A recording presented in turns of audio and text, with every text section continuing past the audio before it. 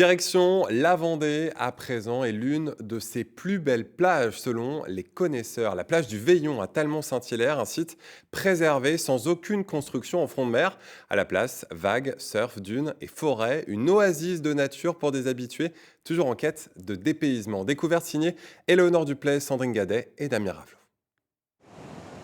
C'est comme un bout du monde, un petit coin de paradis. La plage du Veillon se trouve à une dizaine de kilomètres au sud des Sables d'Olonne. Située sur l'estuaire du Perret, c'est un espace naturel, protégé, que nous vous invitons à découvrir à travers le regard de trois amoureux du lieu. Un reportage signé Sandrine Gadet, Damien Ravelot et Sophie Gobil. Pour moi, la plage du Veillon, c'est un peu comme un petit coin de paradis. C'est un lieu où on se sent apaisé. C'est le lieu où j'aime bien venir me ressourcer.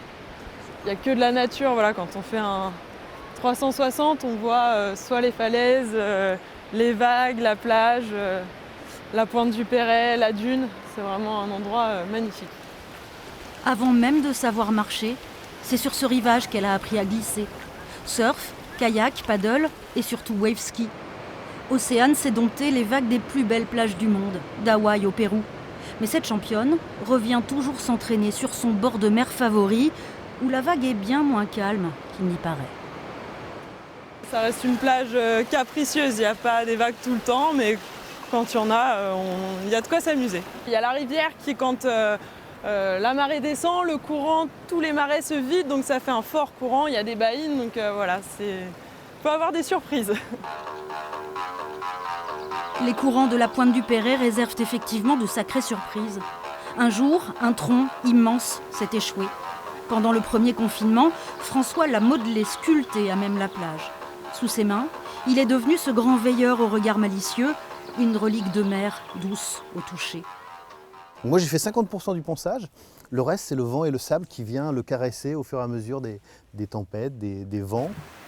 L'esprit protecteur du totem flotte désormais sur les visiteurs du Veillon.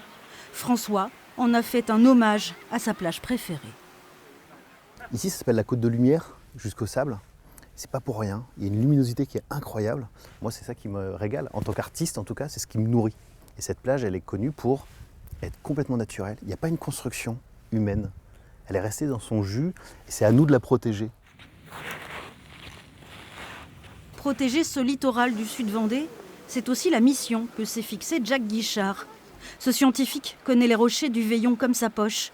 Et là où vous ne distinguerez qu'un trou d'eau, Jack, lui, nous éclaire sur les traces du passé.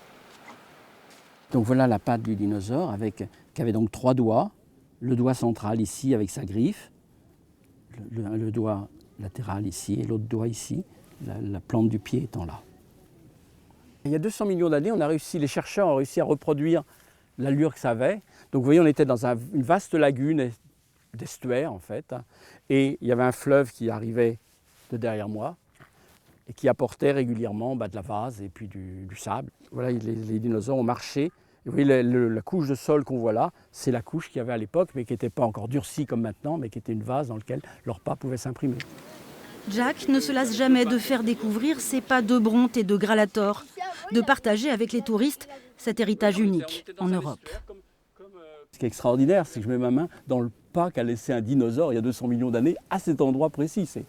C'est fabuleux, enfin, je trouve, c'est du point de vue émotionnel, je trouve ça très, très fort.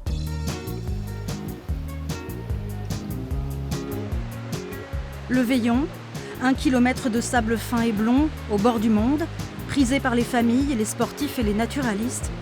Un joyau de la côte vendéenne qui invite aussi à la contemplation. Randonnée, surf, kayak, pour les activités, c'est l'embarras du choix. Focus sur l'une d'elles avec Léonard Mollet. Bonjour. Bonjour. Ce que vous proposez, ce sont des balades en trottinette électrique, mais pas n'importe lesquelles. Quelle différence avec celles qu'on voit en ville? Alors les trottinettes que nous avons, ce sont des trottinettes qui sont adaptées à tout type de terrain, pistes cyclables, chemins, voilà, une randonnée sympa. Et ça s'adresse à qui? Est-ce qu'il faut au moins, j'imagine, avoir le sens de l'équilibre? Tout simplement, il faut simplement savoir faire du vélo pour avoir l'équilibre sur la trottinette électrique, tout terrain. Et quels sont les paysages qu'on peut découvrir avec vous autour de la plage du Veillon? Alors nous, on vous propose 3 parcours. Nous avons un parcours qui démarre de la plage du Veillon, qui vous emmène le long de la forêt du Veillon, qui nous emmène jusqu'au parc ostréicole de la Guittière, tout en passant par la passerelle à laquelle on découvre les marais. On l'a vu dans le reportage, nous sommes quand même dans un espace naturel, protégé. Est-ce que les roues des trottinettes tout-terrain, elles abîment pas un peu les chemins? Non, parce que nous avons des itinéraires qui sont bien précis, à laquelle nous respectons tout ce qui est biodiversité. Voilà. Merci beaucoup Léonard Mollet. Pour 1 heure de balade, il faut compter 30 €. Mais je rappelle que tous ces paysages autour de la plage du Veillon sont également accessibles gratuitement à pied ou en vélo.